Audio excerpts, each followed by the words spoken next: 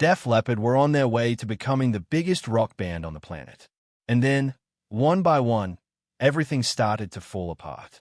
It was the early 1980s. Sheffield, England. 5 young men with loud guitars and even louder ambitions were climbing fast.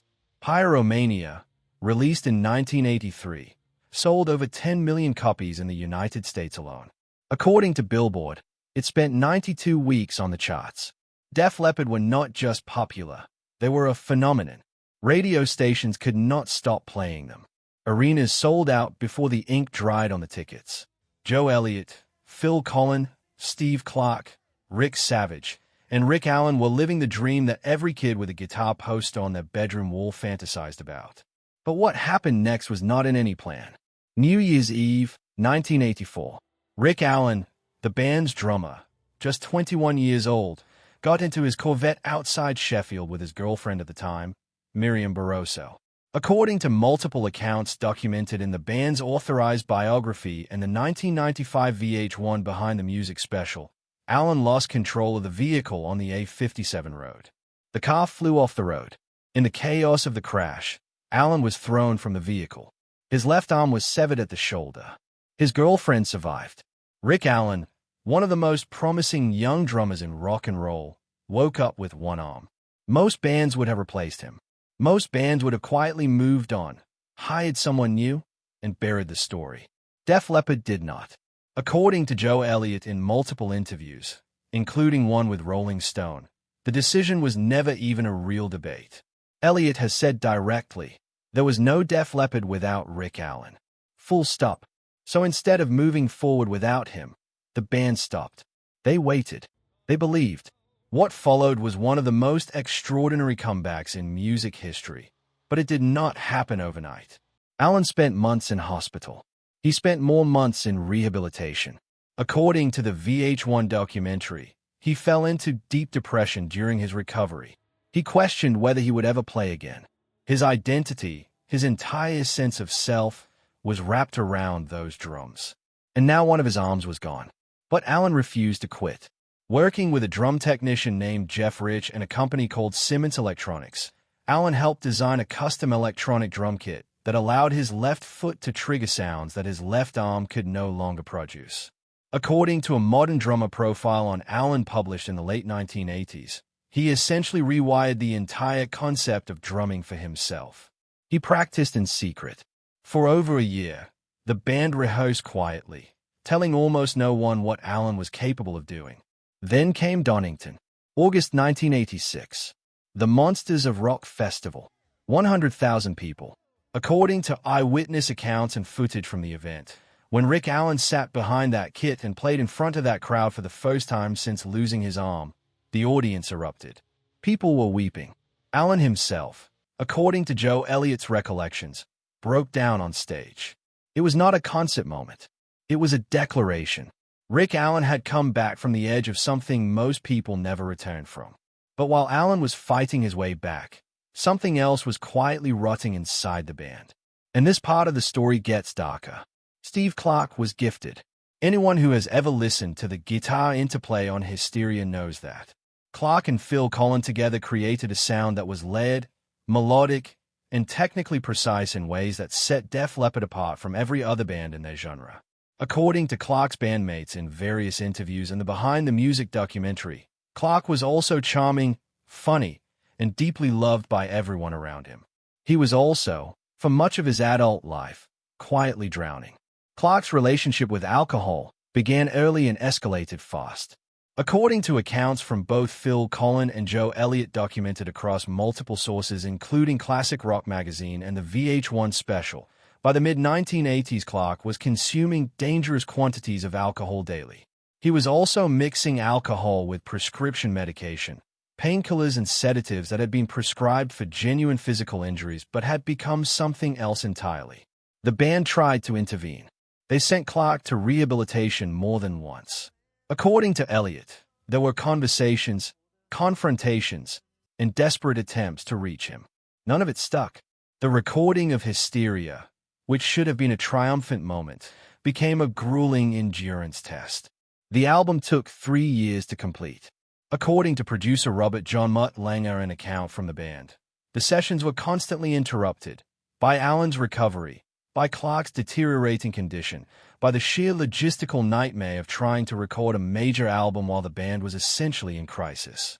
When Hysteria finally dropped in 1987, it was a masterpiece. According to Billboard and RIA certification data, it sold over 20 million copies worldwide. Singles like Pour Some Sugar on Me and Love Bites dominated charts across the globe. By every external measure, Def Leppard had done it. They had survived the crash, literally, and come out the other side bigger than ever. But Steve Clark was not okay.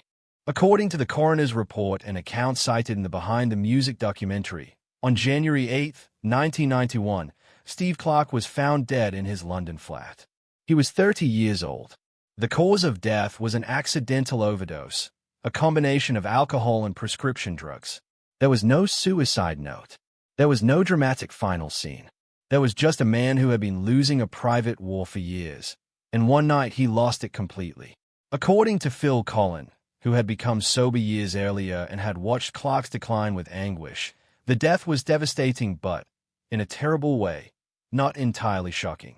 Collen has said in interviews that he feared for years that this moment was coming. The band went silent, and when they came back to the public, something had changed. Not in their professionalism, not in their commitment, but in the story they were now carrying. Def Leppard brought in Vivian Campbell, a guitarist with serious credentials, having previously played with Dio, to fill Clark's place. According to multiple band interviews from the era, Campbell was welcomed warmly, but the shadow of Steve Clark hung over everything. The album they released in 1992, Adrenalize, debuted at #1 in both the United States and the United Kingdom. According to Billboard chart data, it was a commercial success. But here is the detail that cuts through everything. Some of the guitar parts on that album were recorded by Steve Clark before his death. His hands are on that record. His sound is in those grooves. The band chose to keep his work rather than re-record it. According to Joe Elliott, it was a way of letting Clark have one last moment on a definite Leppard album. His ghost, in the most literal musical sense, is still there. And yet, despite the #1 debut, despite the sold-out tours, the commercial momentum that Pyromania and Hysteria had built was never fully recaptured. According to industry analysts and music historians writing in publications like Rolling Stone and Classic Rock, the combination of the 3-year gap between albums, the tragedy of Clark's death, and the shifting musical landscape of the early 1990s, grunge was now consuming everything, meant that Def Leppard's window at the absolute peak had closed. They remained enormous. They remained relevant. But the specific, rare energy of a band on the verge of conquering everything, that was gone. What makes this story something beyond a typical rock and roll cautionary tale is the sheer accumulation of it. This was not one bad decision. This was not self-destruction from arrogance or excess in the usual sense. Rick Allen did not cause his accident through recklessness. He was 21 years old and lost control of a car. Steve Clark did not choose addiction the way people assume. According to those closest to him, the prescription medications that eventually contributed to his death began as treatment for real physical pain. These were human beings inside an extraordinary machine, dealing with very ordinary human fragility, while the world watched and the record label demanded more product and the arenas kept filling up. According to those who were there, according to Joe Elliott, Phil Collen, Rick Savage, and Rick Allen himself across decades of interviews, the band survived because they refused to let each catastrophe define them as finished. They made the decision to wait for Allen. They made the decision to keep Clark's guitar on Adrenalize. They kept going after Steve Clark was buried. But surviving and thriving are different things. And the truth that sits underneath all the platinum records and the festival headlines is this: Def Leppard reached a height in the late 1980s that was built on years of momentum, youth, and perfect timing. Accidents, addiction, death, and grief do not pause for momentum. They arrived anyway. And by the time the band had processed everything that happened to them, the world had moved on to something new. They never got their moment back. But the fact that they are still here, still playing, still filling arenas, according to every tour report from the 2010s and 2020s, suggests that what they built was real enough to outlast the worst that could possibly happen to them. And that, in itself, is the whole story.